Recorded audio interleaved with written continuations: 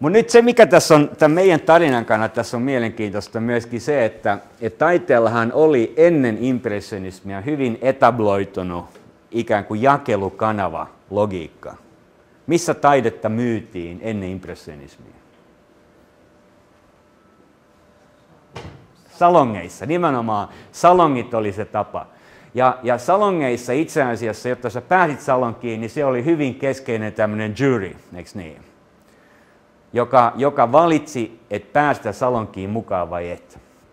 Eli salonkiin mukaan pääsy oli edellytys sille, että sä sait sun töitä myytyä. Ja nyt jokaisella ajalla on ikään kuin oma paradigmansa siitä, ja paradigma tarkoittaa suomeksi sanottuna, ne on niitä asioita, mitä me emme kyseenalaista.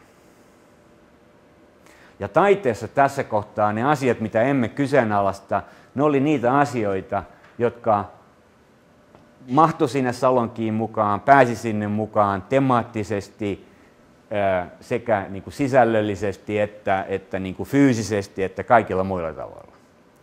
Ja nyt kun tuli hirveä määrä itse asiassa uutta taidetta, niin se ei sopinut siihen paradigmaan, joka oli tämä salonkien paradigma. Ja itse asiassa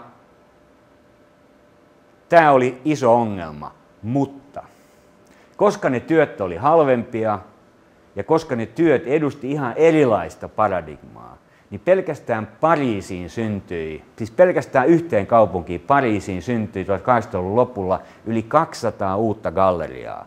Pelkästään näiden impressionistien ja heidän seuraajiensa taiteen uudeksi jakelukanavaksi. Mutta oleellinen tässä tarinassa on se, että impressionistit ei päässyt siihen salonkikanavaan mukaan, vaan ikään kuin täytyy syntyä uusi kanava. Ja YouTubessa on paljon hyviä juttuja, mutta siellä on vielä enemmän huonoja juttuja. Ja nyt se oleellinen meidän kannalta on se, että me nähdään, että sillä ei ole mitään väliä. Eli YouTuben logiikka on ihan sama kuin kaupungin logiikka. Ei sillä ole mitään väliä, että siellä on paljon täysin ala-arvoista tavaraa. Ei se vähennä sen tärkeyttä meidän näkökulmasta. Eli Barack Obaman kaikki tärkeimmät puheet löytyy YouTubesta. Silloin meidänkin jutut pitäisi löytyä sieltä. Ja nyt tässä on se iso ajattelullinen ero tässä on se, että aikaisemmin mä aina ajatellut, että ihmisten pitää tulla meille. Sinne pitää tulla meidän saitille, meidän kaupunkiin, meidän galleriaan, jotta ne näkisivät, mitä meillä on tarjottavaa. Nyt me viedään meidän jutut heille. Ja siksi nämä sosiaaliset alustat, ja tässä tapauksessa YouTube, ja tässä tapauksessa kuvankäyttö, liikkuvan kuvan käyttö on niin tärkeää.